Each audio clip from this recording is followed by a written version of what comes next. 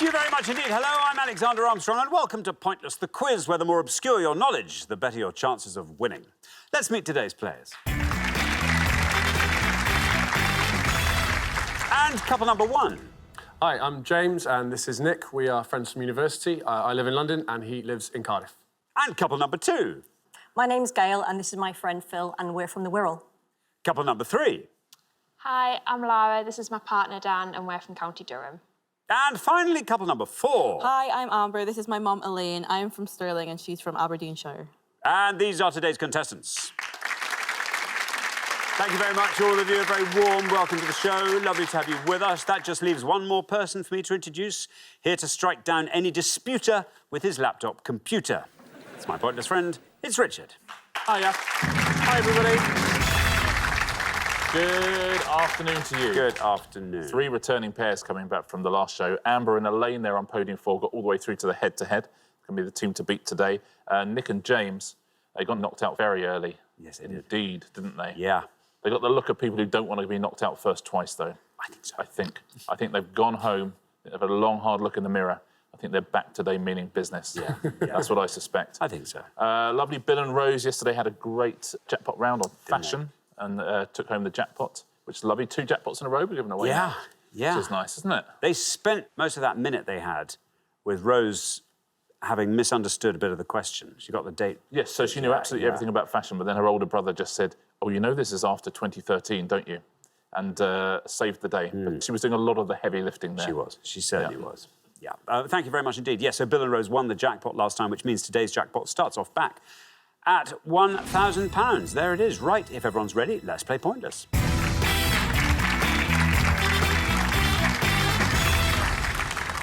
Now, just remember this, the pair with the highest score at the end of each round gets eliminated, so just make sure you keep your scores as low as you possibly can. Best of luck to all 4 pairs. Our first category today is Geographical Surnames. Can you all decide in your pairs who's going to go first, who's going to go second? And whoever's going first, please step up to the podium. OK, and the question concerns people who share their surnames with Scottish towns and cities. There we are. Richard. More good news for podium 4. Yes, on each board we're going to show you 7 first names and descriptions of people whose surnames are shared with Scottish towns or cities. Can you name the most obscure of those, please? 7 on the first board, 7 in the second, 14 in all to have a go at home. Thank you very much indeed. So we are looking for the missing surnames of these people.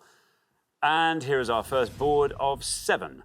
Kofi Blank, Secretary-General of the United Nations from 1997 to 2006.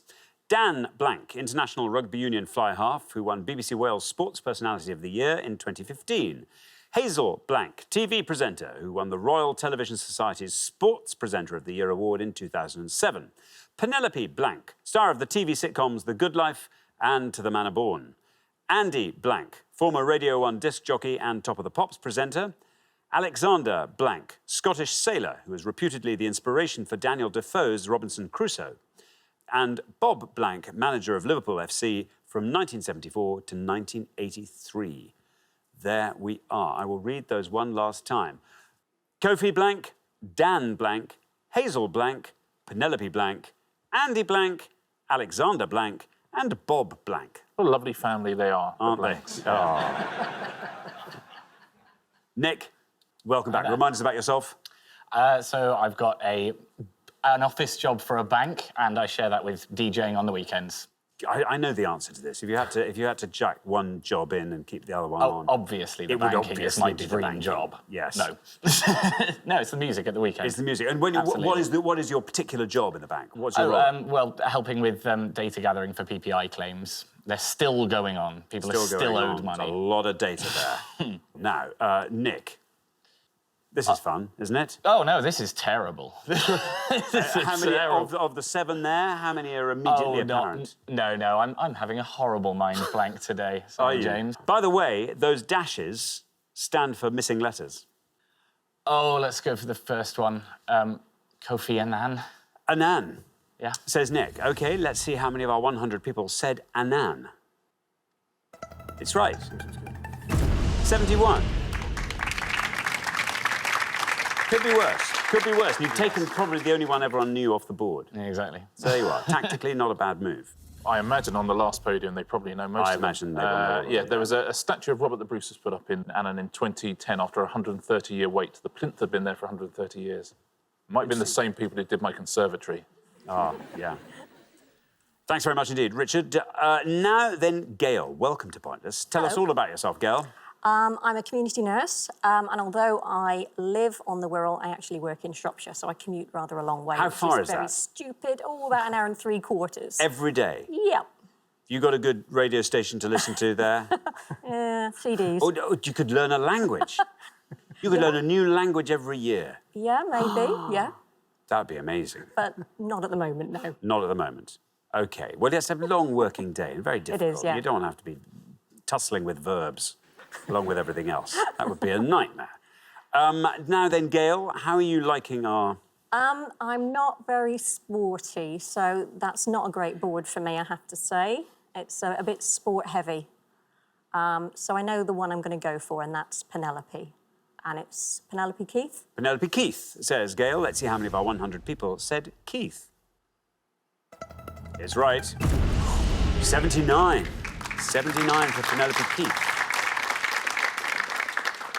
Yep, North East Scotland, Keith. And the leading scorer for the Keith football team, the surname is Keith as well, Cammy Keith. Cammy's a good first name. It's a really good Is that first short name, for isn't it? Cameron, is it maybe? I don't know. I would have thought so. I've got to imagine. Probably not Camshaft. No. Camshaft Keith is, the guy who used to go down my local pub. You could buy anything off Camshaft Keith. I bet you could. There we are. Lara, welcome back to Pointless. Remind us all about yourself, Lara. So I'm Lara and I'm an archivist and records manager for a law firm. Where's the law firm based? Darlington in the northeast of England. In Darlington. Very good. And what do you like doing otherwise? What are your other interests? So I like reading books and I do a lot of work for my blog and for a charity that I'm associated with. And is the blog about any specific thing, or is it? Yeah, so it's about me and my journey with having irritable bowel syndrome. Right, you are. OK, now, what would you like to go for on this board? What are the surnames of these famous people? They're all Scottish towns and cities. I think I know the one I'm going to go for, and my cousins will kill me if this is wrong, but I'm going to go for the rugby union fly half and say Dan Biggar. Dan Biggar. Dan Biggar, says Lara. That sounds good. Let's see if it's right. Let's see how many of our 100 people said Dan Biggar. It is right. 79 is the high score, 71 is the low. You passed both of those comfortably. Down it goes to 11. Very well done indeed, Lara. Brilliant. 11. Well played, Lara. Biggar is in South Lanarkshire. Sounds much better in a Scottish accent as well, though, Biggar, It does. than I'm saying it. Yeah. And he does a sort of elaborate little routine before he kicks, and they call it the Biggarena, like the Macarena. Very good. Thanks very much indeed, Richard. Now then, Amber. Welcome back. Head-to-head as last time. Remind us all about yourself. I am a criminology and sociology student at the University of Stirling. How much longer have you got to go? 2 years, so I'm halfway 2 through. years. And then will you stay a bit further in education, or do you go straight out to the... I would like to go into criminal profiling if I can, but it's a big field, so we'll see where it takes me. But I would like to do more academic work as well, so another degree, hopefully. Excellent. Would you stay in Stirling for that, or do you think you'd go further afield? I would like to go to Edinburgh, I think. Edinburgh.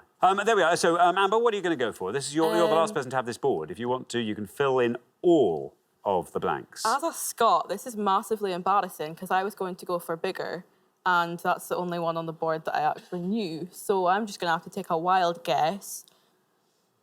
Bob Glasgow? For the bottom one, Bob Glasgow. Let's see if it's right. Let's see how many of our 100 people went with Bob Glasgow. No bad luck, Amber. I'm afraid not Bob Glasgow. That scores you 100 points.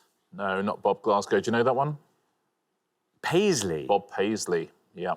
Bob Paisley would have scored 47 points. Well done if you said that. Do you know the Robinson Crusoe one? No. Alexander Selkirk. So Selkirk. That would have scored you 9. Let's do Hazel first. She's been on the show, so absolutely lovely. One of our greatest TV presenters. Irvine. Hazel Irvine, 27. And I first thought, and I was wrong, Peters. Kershaw. Oh, Kershaw. I was thinking Peters was a bit... But it wasn't. Even before that, do you remember Andy Peebles? Andy Peebles, Andy of course, Peebles. of course. That would have scored you 7 points. Well done if you said any of those at home. Thanks very much indeed. Richard, well, we're halfway through the round. Let's take a quick look at our scores. 11 was the best score of the pass. Very well done indeed, Lara. That was a fantastic answer. Then we travelled quite a long way up, I don't mind saying, to 71. Nick and James. Nice not being the high scorers, you see. That's good. Then up to 79, where we find Gail and Phil. And then up to 100, where we find Amber and Elaine. You're not way ahead there, but a nice low score from you, Elaine, could sort things out nicely. So good luck with that. We're going to come back down the line now. Will the second players please step up to the podium? OK, we're going to put 7 more first names and descriptions of famous people up on the board. Remember, they are all Scottish towns and cities, and here they are. Angelo Blank, US boxing manager, trainer of Muhammad Ali. James Blank, British architect, commemorated in the name of an annual prize awarded by the Royal Institute of British Architects. Lewis Blank, winner of multiple Formula One World Championships. Stephen Blank, scriptwriter and executive producer of Doctor Who and Sherlock. Harry Blank, Scottish music hall entertainer, famous for songs such as I Love a Lassie and Roman in the Gloamin'. Prue Blank, culinary expert who became a judge on the Great British Bake Off in 2017. And Justin Blank, former Tottenham Hotspur footballer who became manager of Leyton Orient in 2017. I'll read those names again. Angelo Blank, James Blank, Lewis Blank, Stephen Blank, Harry Blank, Prue Blank, and Justin Blank. There we are. Elaine, welcome back. Hi. Remind us all about yourself. I am a catering manager at Aberdeen Airport. What is the outlet? Is it a restaurant? Is it? It's a coffee shop. A coffee shop. Yeah. Very good. Specialised. Coffee. Coffee shops sort of become breakfast restaurants as well. Yeah, slightly, we do food as well, so That's very good. it's good. It's nice. That's very good. How long have you been there? Only since September. Before that, I was in an oil firm doing the catering there. So Right. OK, it's a bit of a change of scene. 100 points is your score at the moment. So you're the Yeah. high scorers. We need a low score from you. What are you going to go for on this I'm board? going to go for Stephen Moffat. Stephen Moffat, the scriptwriter and executive producer of Doctor Who and Sherlock. No red line is you're the high scorers. Let's see how far down the column we get with Moffat. It's right. I think this is going to be a good score. Down it goes. Well done. Down it goes to 17. Exactly what we needed from you. Well done, Elaine. Very much back in the game after that. Fantastic. Giving yourself every chance there, Elaine. Well played. Yes, in southern Scotland, Moffat. Thank you very much, Richard. Dan, welcome back. Remind us all about yourself. I am Dan and I'm a control system engineer and I'm a big Speedway fan. Just remind, for those of us who don't know what Speedway is precisely. It's 500cc motorbikes going around this shale oval circuit with no brakes, pretty much. That's quite fun. That's fun to watch. Have you ever done any Speedway? I've had a go, yeah, not very good though. Crashed a lot. Yeah. So what do? You have to skid to stop yourself. Power slide around the corner. That's all. It's all power sliding. And then when you've done your final lap, you just keep on going until the bike stops, I guess. Yeah, quite dangerous. OK, Dan, there you are. You're on 11. That means you can't lose. Doesn't matter what you score. You won't overtake the high score. That takes a bit of pressure off. But let's see if you can do as well as Lara did in the first pass. OK, well, I was going to play safe, but seeing as though we're OK, I'll go with Justin Edinburgh, I think. Justin Edinburgh. Yeah, I think so. Justin Edinburgh, no red line. You're already through. Let's see how many of our 100 people said Justin Edinburgh.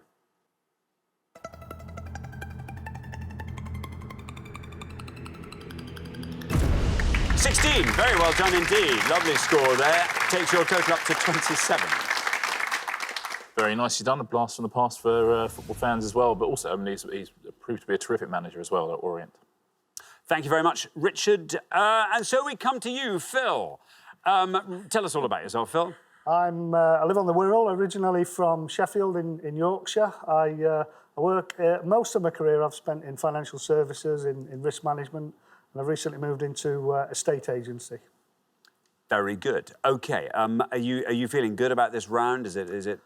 I was feeling better when Justin Edinburgh was still available, so I quite fancied that one, but I think I've got an answer. We'll just see if it's good enough. OK, Phil, there you are. You're on 79. You need to score 37 or less. What are you going to go for? I'm going to go with the top one, the boxing manager, Angelo Dundee.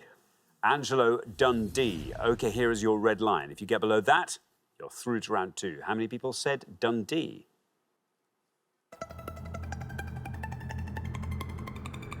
Very well done. Oh, look at that, 32, just in there. 111 is your total. Well done. Yeah, legendary trainer, also worked with Sugar Ray Leonard, Oscar de la Hoya, all sorts of people. Thank you very much indeed, Richard. And now, James, welcome back. Remind us all about yourself, James. So I'm an actor, and I am currently working in a show, an immersive show in town. So the audience kind of arrive dressed all in the finery of the 1920s, and then the story sort of unfolds around them. See, I think this is such an exciting thing, immersive, because now we've got immersive cinema happening as well, haven't we? But immersive theatre, there have been a couple of brilliant companies doing it.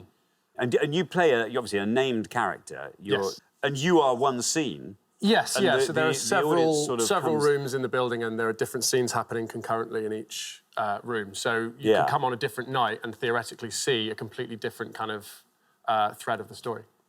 Oh, I see. That's interesting. It was always the same story, obviously. Yes, but just told from different perspectives. I see. So the audience, depending on where you're allotted, you just turn up in that room. Exactly. And you're in that room for how long does your scene go on for? So you move around. So you could be, you could spend the whole night in the main room if you wanted to, or you could be taken off to 5 or 6 other rooms over the course of the evening. And every actor has their own through line through the show. So audiences could follow that one actor if they wanted. And so you will then nip to another scene when you've done your bit. In that room, you move out there. And it's kind of fascinating. Yeah. Very good. OK, there you are. You're on 71. You have to score 45 or less, James. There's your board. Talk us through it. I've taken a bit of a kick in here. Just steadily watching every answer I plan to give get eaten up. Unfortunately, unless it's Mary Lloyd, my musical knowledge is fairly non-existent. I have a dangerous guess on the British architect. You could just say it for fun. That would be James Aberdeen, would be my dangerous guess on that. But it might not work. Lewis Hamilton being the winner of the multiple Formula One World Championships. I've got to go for it, haven't I? You kind of do. I'm going to go for my dangerous guess of James Aberdeen. James Aberdeen. James Aberdeen, you're going to say. OK, here's your red line. Can you get below that with James Aberdeen? Let's find out. Is it right?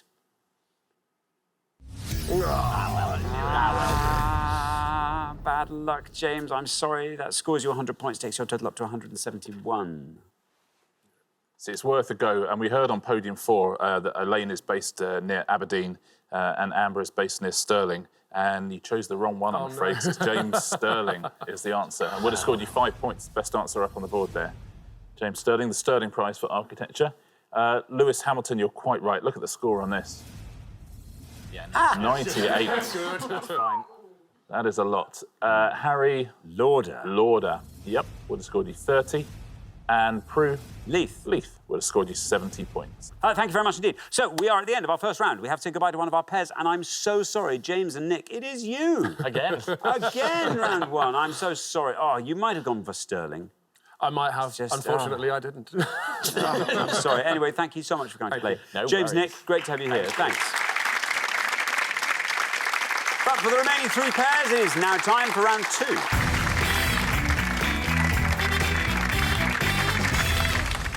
And so we're down to 3 pairs. Very well done, all of you, for making it through that last round. Particular congratulations to Lara for being our lowest individual scorer. In fact, Dan and Lara as our lowest team. So well done, but well done, everybody. Best of luck to all 3 pairs. Our category for round 2 today is Shakespeare. Can you all decide in your pairs who's going to go first, who's going to go second? And whoever's going first, please step up to the podium. OK, let's find out what the question is. Here it comes. We gave 100 people 100 seconds to name as many Shakespeare plays with 11 or more letters in the title as they could. Richard. Yeah, any play by Shakespeare, that's all of those listed on the RSC website, please, that has 11 or more letters in its title. Where there are Roman numerals, each Roman numeral counts as 1 letter. So if you were to have Richard III, you'd have 7 in Richard, and the 3rd would count as 3. So that would be 10. So good. So it's a bad answer. There we are. Thank you very much indeed. There we are. Phil, are you happy to go straight in, or we can chat? We can chat if you like. I think I've got the answer I'm going to give, Sander. What's it going to be? I'm going to go with Much Ado About Nothing. Much Ado About Nothing, says Phil. Let's see how many of our 100 people said that.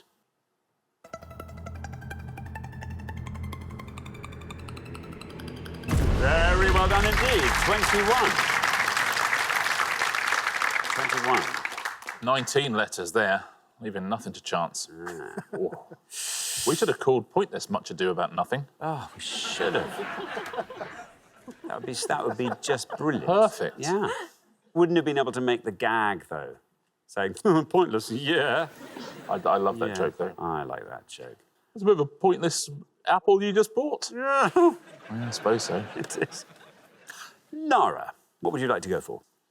I'd like to go for Troilus and Cressida. Troilus and Cressida. There you are. Oh, and on it goes. On and on it goes like a swarm of bees. Troilus and Cressida. Let's see how many of our 100 people said that. It's right. 21's our only score so far, and you wing past it. Down to 5. Very well done indeed, Troilus and Cressida. Yeah, 18 letters long. It's about a horse called Troilus and a zebra called Cressida, if I remember rightly. Really lovely, lovely play. Really charming. I think I'm thinking of the right thing. Oh, yeah. Yeah, Troilus and Cressida. Thank you very much, Richard. Now, Elaine. So any Shakespeare play with 11 or more letters in its title? Okay. I'm going to go for The Merry Wives of Windsor. The Merry Wives of Windsor, says Elaine. Let's see how many of our 100 people said that. 21's the high score, 5 is the low. Well, you passed the high score. Oh, look, you've joined Lara and Dan on 5. Very good indeed.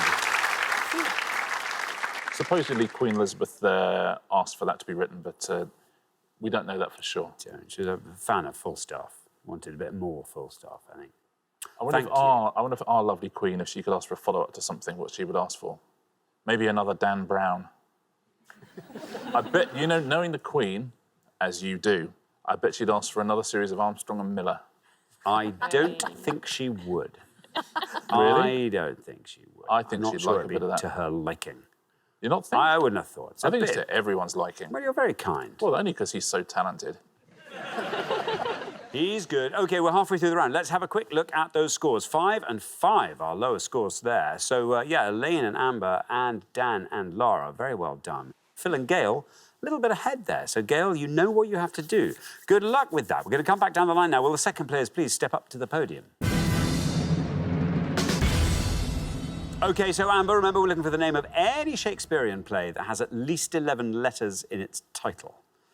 What would you like to go for? I'm torn between 2, and I'm trying to think which one's going to be the lowest. I'm going to go for The Merchant of Venice. The Merchant of Venice, says Amber. You want to score 15 or less with this if you can. Here's your red line. Let's see how many of our 100 people said The Merchant of Venice.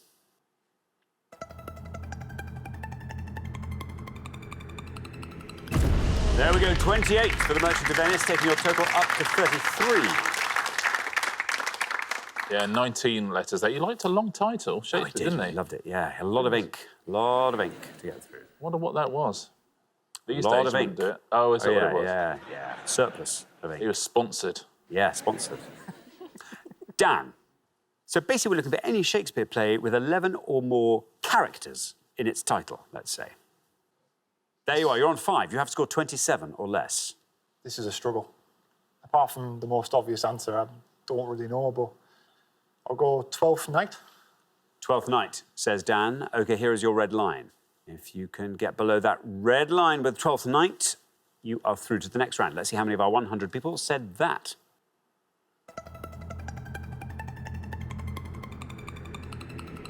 There you are, you're through. Look at that, 18 for 12th Night, taking your total up to 23. Nicely done. Good to see someone flirting with the character count there as well, going in at 12. That's the one I did at O-level, so that's the one I would say I'm one of the world's leading experts in. Yeah, Duke Orsino. I was Duke Orsino in the play at Warden Park Comprehensive School, if anyone came to that. Would have been 87. 86. 86, perhaps? Yeah, you must take the same year as me. No, something like that. Were you in it? 86.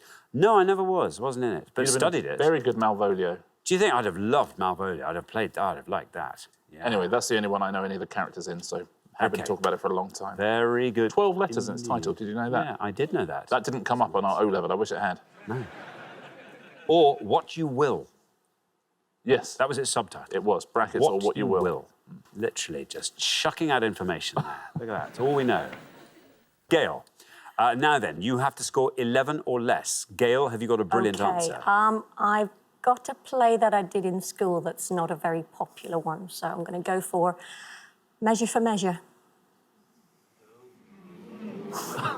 Measure for measure. Measure for measure. Here is your red line. Measure for measure sounds like the kind of thing that might get below that sort of a red line. Let's find out, Gail. Good luck. Measure for measure.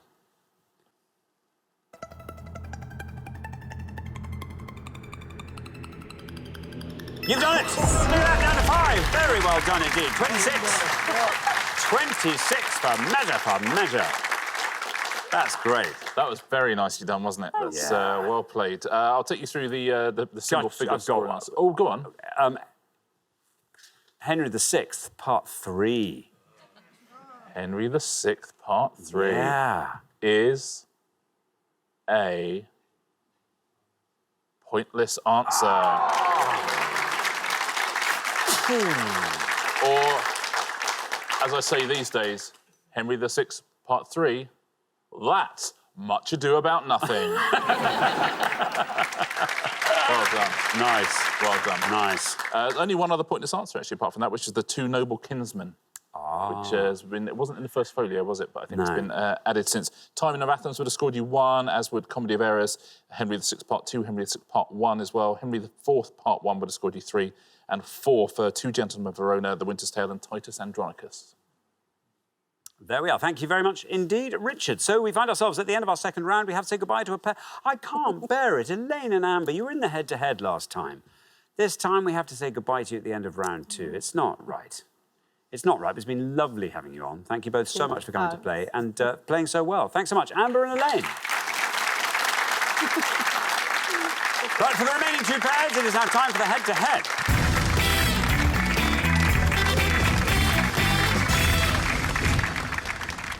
Ooh, Dan and Lara, Gail and Phil, congratulations. You're now 1 step closer to the final and a chance to play for our jackpot, which currently stands at £1,000. Well, here we are, team against team.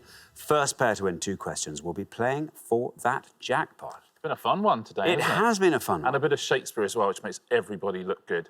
We all look clever, don't we? Yeah. So don't let us down now. Oh, very good. Best of luck to both pairs. Let's play the head-to-head.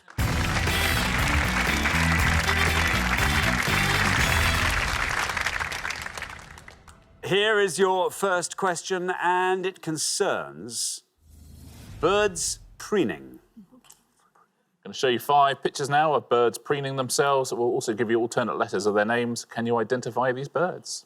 Thank you very much indeed. Let's have a look at our 5 preening birds, and here they come. We have A, P-R-G-I-E-F-L-O.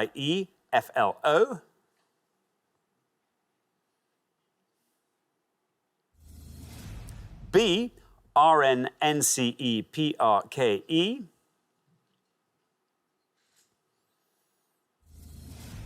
C, C-L-A-E-A-A-A-I.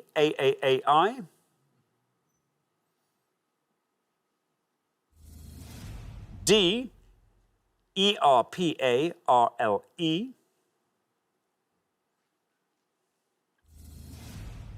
And E, K-N-F-S-E.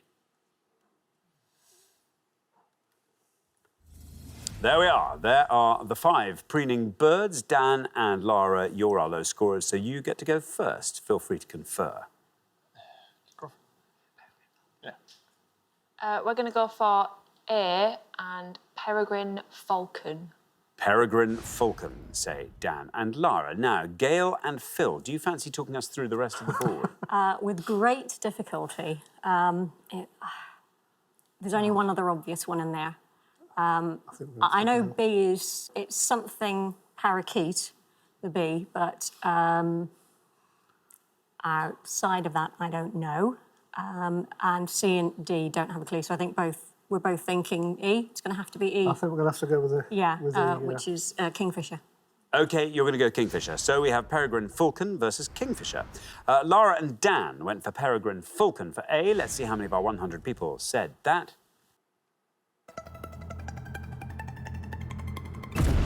54. 54 for the Peregrine Falcon. Gail and Phil, meanwhile, have gone for Kingfisher for E. Let's see how many of our 100 people said that.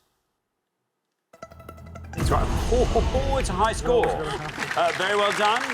Lara and Dan, after one question, you're up 1-0. Let's fill in the rest of these, shall we? You're right, it is a parakeet, but... Has to be ring-necked. Ring-necked parakeet, yeah. Would have been a good score as well. Would have scored you 14 points. Well done if you said that at home, filled in those gaps. Much harder to fill in the gaps on C, I'm afraid. You either have to... Collared. Yes, correct. Amanajai. Say again? Amanajai. So collared is right. Collared. You are so close in the second one. Amanabai. Amalalai. Amanakai. Arakari, you are nowhere near. All right. So pointless answer, though, if you got that at home. Well done. Right. And we can work out the first word of this one. The first one, I think, is European. European. Makes him sound like a kind of maybe a rap star or something. It's a European roller. Oh, it's a nice European nice. roller. Good. I would have Good. scored you 2 points. Well done if you said that. Wow. You heard of that, a European roller? Never. Never. Never. Not even on Bird Bingo. No, exactly. There we are. Thank you very much indeed. So here comes your second question. Gail and Phil, you have to win this one to stay in the game. But you get to answer it first. So things are slightly stacked in your favour. Our second question is all about shapes. Richard. 5 clues now to things that contain a shape somewhere in the name. There we are. This is fun. Let's reveal our 5 things with shapes in their names, and here they are. The 60th anniversary of a sovereign's accession to the throne, building in Virginia that serves as the headquarters of the US Department of Defense, the debut novel by Khaled Hosseini, published in 2003, the fenced arena in which Ultimate Fighting Championship events are fought, and the area of the Atlantic Ocean where a large number of ships and aircraft are said to have mysteriously disappeared. I will read those one last time. The 60th anniversary of a sovereign's accession to the throne, building in Virginia that serves as the headquarters of the US Department of Defense, the debut novel by Khaled Hosseini, published in 2003, the fenced arena in which Ultimate Fighting Championship events are fought, and the area of the Atlantic Ocean where a large number of ships and aircraft are said to have mysteriously disappeared. Gail and Phil, you go first. Do you want to do the second or the fourth? I think the fourth might give us a better chance. Okay, do you want to say it? No, I don't know what it is. I think that the fenced arena in which Ultimate Fighting Championship events are fought is an octagon. OK, that's what you're going to go for? Yeah. Octagon, say Gail and Phil for the fenced arena. Now then, Laura and Dan, do you want to talk us through the rest of the board? The fenced arena, I think, is an octagon as well. I know that the debut novel is The Kite Runner, and the area of the Atlantic Ocean is the Bermuda Triangle. The building in Virginia, I think, is the Pentagon. Pentagon, I think, yeah. 60th anniversary. Don't know. Diamond, maybe? What do you want to go Do you want to for? go for the novel? The novel? Yeah, go for the Can we novel. go for the debut novel and say Kite Runner? The Kite Runner. So we have the octagon and we have the Kite Runner. Gail and Phil said the octagon. Let's see if that is right. Let's see how many of our 100 people said octagon. It's right. It's a good answer, Gail and Phil. Well done. Down to go to 11. That's a great answer. Good score. Meanwhile, Dan and Lara have gone for the Kite Runner for the debut novel by Khaled Hosseini. Let's see how many of our 100 people said Kite Runner. It is the Kite Runner. Oh, look at that! Down it goes to 10! Wow, talk about close contest. Fantastic. Well done, both pairs, but particularly well done, Dan and Lara, because that means after only 2 questions, you're straight through to the final 2-0. Beautifully played, everyone. Those are the best 2 answers on the board. Couldn't have done any better than that. Very well played, all of you. We'll fit in the rest of these. I think you know them all. The 60th anniversary is... Diamond Jubilee. Diamond Jubilee. Would have scored you 51 points. The building in Virginia... Pentagon. Is the Pentagon. And the Atlantic Ocean. Look at the score for this, for the Bermuda Triangle. 94 points. How about that? But Kite Runner, best answer on the board. Well done if you said that at home. Thanks very much indeed. So the pair leaving us at the end of the head-to-head, I'm afraid it's Gail and Phil. But there's a silver lining to this. It means we get yes. to see you again for another show, so that's great. You'll be back next time. We'll look forward to that very much indeed. I fully expect you to do just as well, if not maybe better. But thanks so much. Meanwhile, Gail and Phil. Well done, you two. That's brilliant. Well done. But for Dan and Lara, it is now time for our pointless final. Well, congratulations, Dan and Lara. You fought off all the competition and you have won our coveted pointless trophy.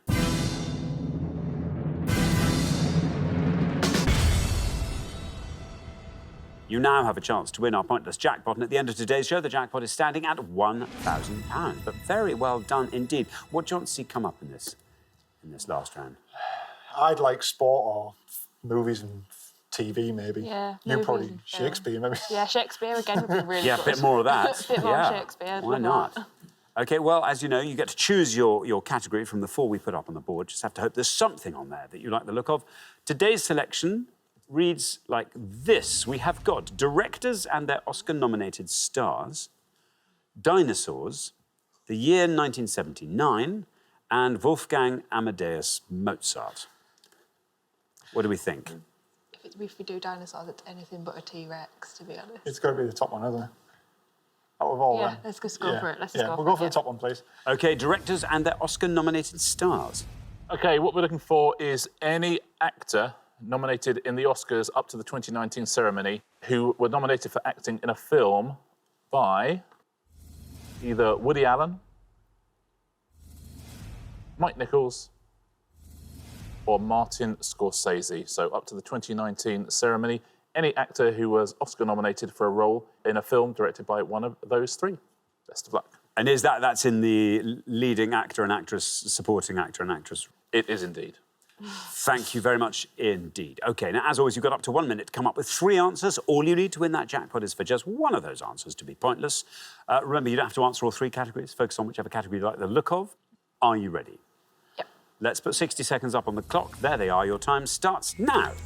So for Martin Scorsese, would The Revenant be included? So you could have Tom Hardy as supporting actor and Leonardo DiCaprio.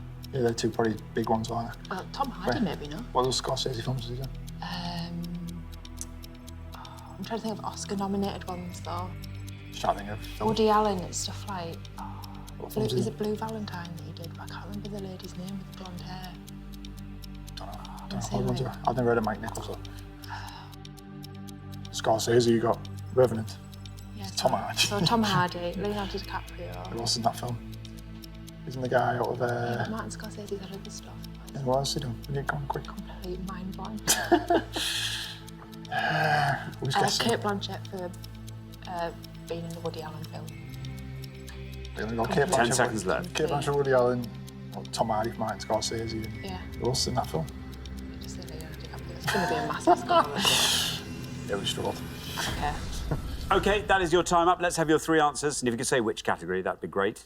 So for the Martin Scorsese films, we'll say Tom Hardy. Tom Hardy, And Leonardo DiCaprio. Leonardo DiCaprio, And then for the Woody Allen films, we'll say Kate Blanchett. and Kate Blanchett. Yeah. Now, of those 3, which do you think is your best shot at a pointless answer? If Kate Blanchett is right, I'd probably say that's the best. Yeah, maybe Kate Blanchett. OK, Could be Kate completely Blanchett we'll put last. Least likely to be pointless? Oh, Leonardo DiCaprio. Leonardo DiCaprio, then Tom Hardy goes in the middle. OK, well, let's put those answers up on the board in that order then, and here they are. We have got Leonardo DiCaprio, Tom Hardy, and Kate Blanchett. There we are. Very, very best of luck. Now, if you were to win that jackpot with one of these 3 answers, what would you like to spend it on? Dan? I'd like to spend it on fixing my Mini up. Oh, it's about time. Yeah, it's about time. It's about time. How long has that been sitting in the garage? 8 years. Yeah, I think it's about time. I think it's fair to say. Lara, what about you? Well, we recently got engaged, so I'd probably put it towards the wedding. Wonderful and huge congratulations, by the way. Fabulous. OK, your first answer is Leonardo DiCaprio. In this case, we were looking for actors nominated for roles in films directed by Martin Scorsese. If Leonardo DiCaprio is pointless, you leave here with £1,000. Let's see how many of our 100 people said Leonardo DiCaprio. It's right. It just has to be pointless now for you to take that £1,000 jackpot. Down we go with Leonardo DiCaprio into single figures to 9. Not bad. Not bad. You knew that wasn't going to be pointless, though. You knew that wasn't going to be pointless because he was just holding a place for Tom Hardy, another actor from a Martin Scorsese film nominated for an Oscar. Let's find out how many of our 100 people said Tom Hardy for £1,000. Is it pointless? Ooh. OK, let's move swiftly on. Let's not dwell on that. Your third and final answer was Cate Blanchett, in which case we were looking for Woody Allen films for which actors had been Oscar nominated. If Cate Blanchett is pointless, you leave here with £1,000. How many people said Cate Blanchett? It's right. Well, your first answer, Leonardo DiCaprio, took us all the way down to 9. Tom Hardy was incorrect, but Cate Blanchett now takes us down, passing 9 down through the single figures to 1.